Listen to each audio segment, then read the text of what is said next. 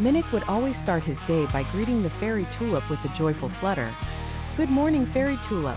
The fairy tulip shimmered in the morning sunlight, her petals sparkling with magical dew.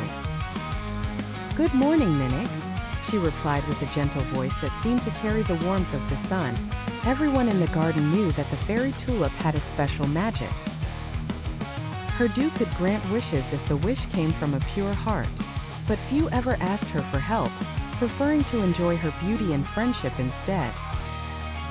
One day, as Minik fluttered about, he noticed something was different in the garden.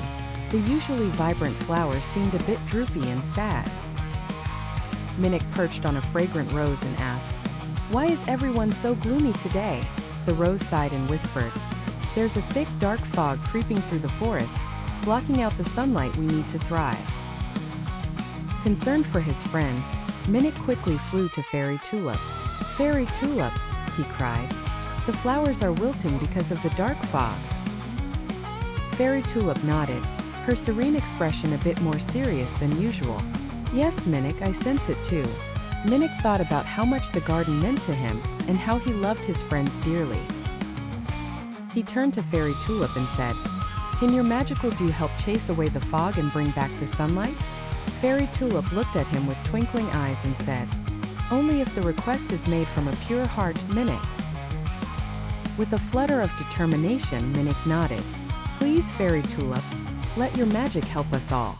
With Minik's sincere plea, the Fairy Tulip released a single drop of her magical dew. It floated in the air, shimmering and glowing, casting rainbows all around. The dew rose high and then burst into a dazzling light that spread across the sky, dispelling the fog and bringing the sunshine back to the garden. The flowers began to perk up, reaching joyfully for the sun's warm embrace.